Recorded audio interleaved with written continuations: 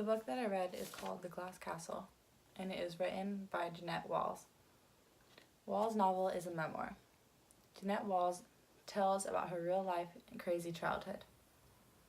Her parents, Rosemary, who is very inattentive, and Rex, who is super smart but has a very bad drinking problem, neglect their children and fail at parenting and providing for their family. Because of this, Jeanette and her siblings are forced to learn to care for themselves at a very young age. The first part of Jeanette Walls' memoir takes place in Phoenix, Arizona, where the Walls live and Jeanette's mother, Rosemary, marries home, which she inherited. Rex's drinking problem, the father, only gets worse, which eventually results in him losing his job as an engineer. As if the family's financial situation wasn't already bad, it is only going downhill from there. Jeanette's mom, Rosemary, forces Jeanette and her siblings and her father, Rex, to move to Rex's hometown, which is in Welch, West Virginia. The house that belongs to Rex's parents in Welch, West Virginia, is nasty, small, and fungus-filled. While living there, the Walls children work on their education while their lousy parents do nothing. Rosemary, the mother, pursues her painting career and doesn't help the family at all, while Rex becomes even more of a drunk. Jeanette does very well in school and eventually gets accepted to Barnard University, in which it is located in New York City. While earning her degree, she works as a live-in maid. Eventually, Jeanette finds success in publishing.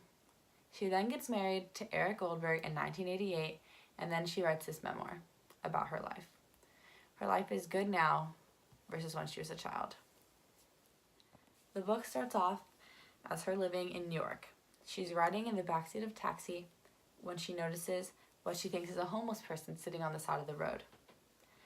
However, she then soon realizes that it is not someone who is homeless who she doesn't know. It's her mother. She's ashamed of these feelings that she's having towards her mother. Embarrassment, disappointment. She then, later in the novel, contacts her mother and meets up with her after being ashamed of her all these years.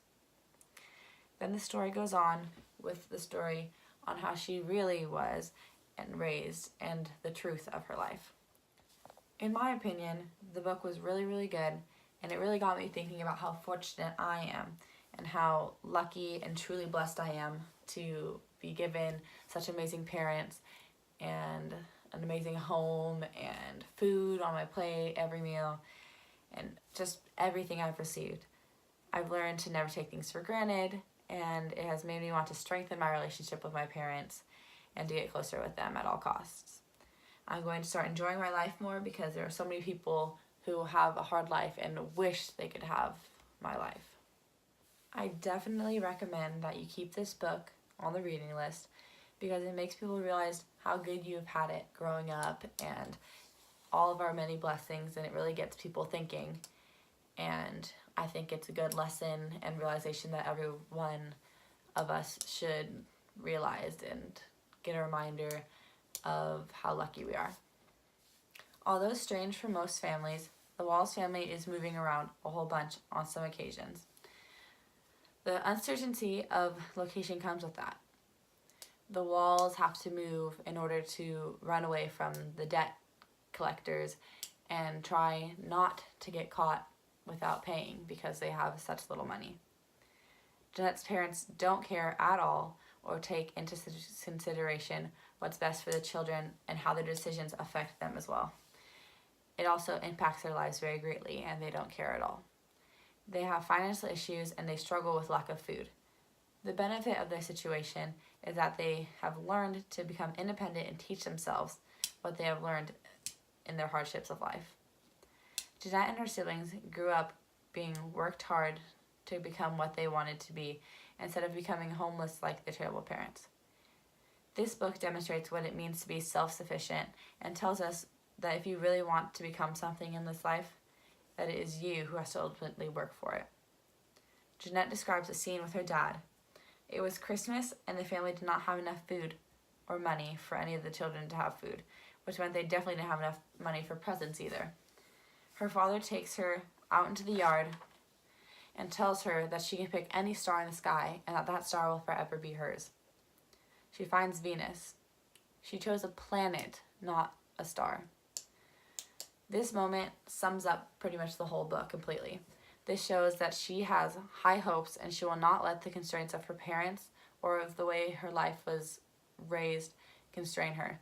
She has worked hard from the beginning when her parents gave her nothing, little to nothing, and she has worked hard to where she is today, and with her amazing life, with her amazing husband, and she worked very hard for it, and she just counts her blessings because she knows that it could have been worse. Overall, I really enjoyed reading The Glass Castle by Jeanette Walls, and I 10 out of 10 would recommend reading it if you are looking for a good heartjerker, because it was very good and definitely made me think.